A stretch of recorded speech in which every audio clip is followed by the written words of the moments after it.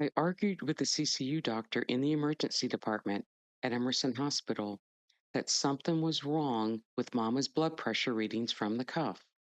I'm an electrical engineer, and I knew the numbers were strange. I told the CCU doctor to transfer Mama to Massachusetts General Hospital if he disagreed. He agreed with me, but did nothing to protect Mama's life. He didn't give a damn. The doctors raised Mama's blood pressure too high in the operating room because something was wrong with Mama's blood pressure readings from the cuff, just as they had been in the emergency department. The doctors knew Mama was having a stroke. It is indisputable. At this point, we could have had a conversation. Once the inept doctors knew Mama was having a stroke, they faced a simple choice: try to save Mama's life by providing immediate life saving care and tell the truth, or cover up what happened in the operating room and watch Mama die. The options were clear. The difference between life and death was obvious.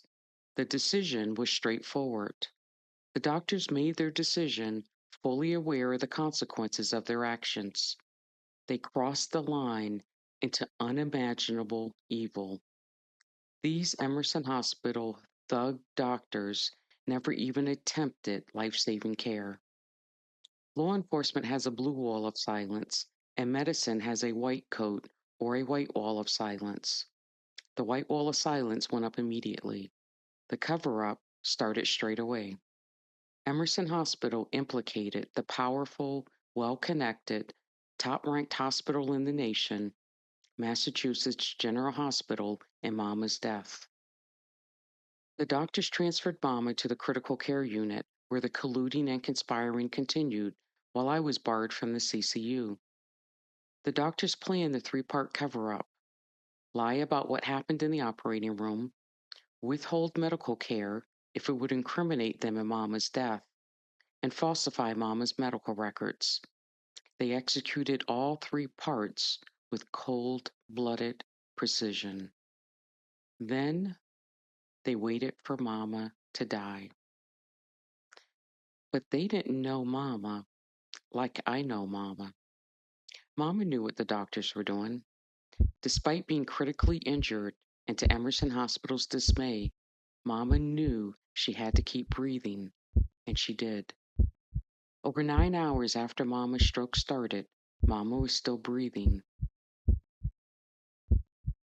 I forced the doctors to do what they didn't want to: measure Mama's blood pressure from her femoral artery.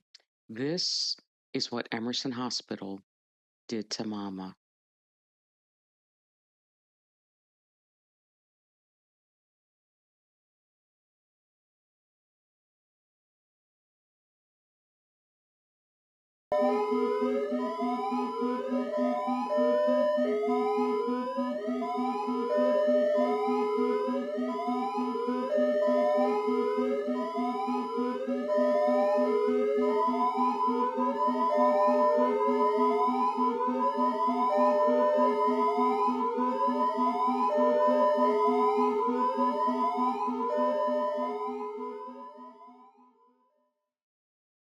Mama's blood pressure was a staggering 272 over 108 9 hours after her stroke began, and it was even higher in the operating room.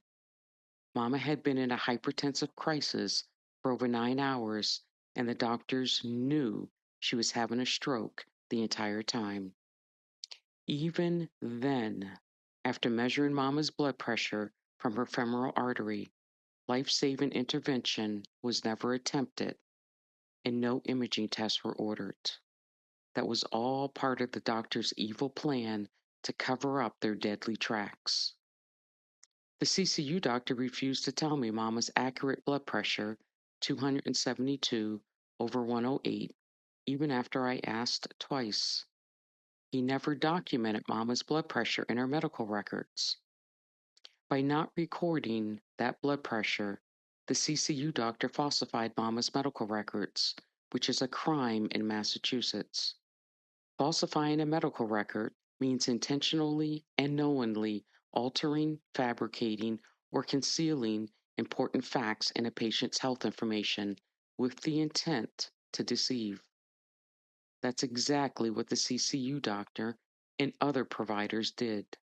Emerson Hospital and MGH never wanted me to find out what happened in the operating room, but that's my mama.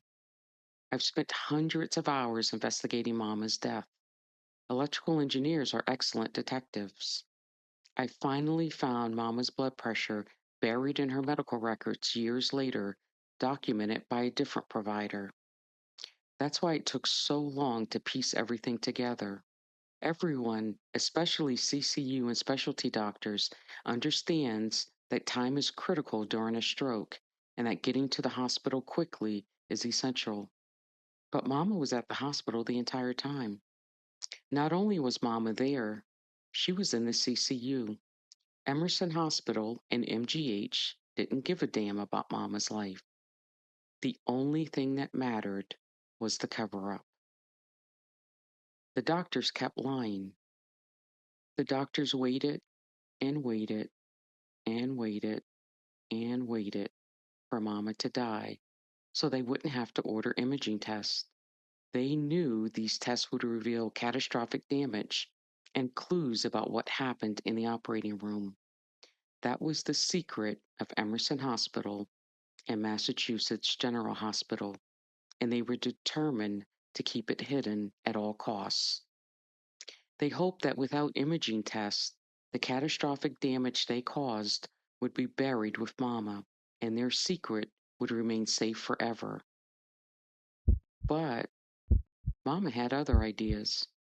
Mama knew what the doctors were doing. Mama knew she had to help me piece everything together because I would never suspect that the doctors committed these heinous acts. Mama left me in charge for a reason. Mama knew I would fight for her. Mama also knew she had to keep breathing, and she did. Finally, 3 days, 13 hours, and 58 minutes after Mama's stroke began, the doctors reluctantly ordered imaging tests. The damage was catastrophic. The neurologist lied and joined the white wall of silence. Emerson Hospital and Massachusetts General Hospital didn't think anyone loved Mama, but they forgot about me.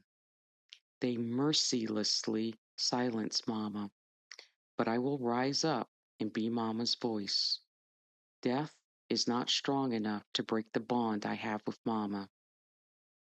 I don't care how much time or money it takes.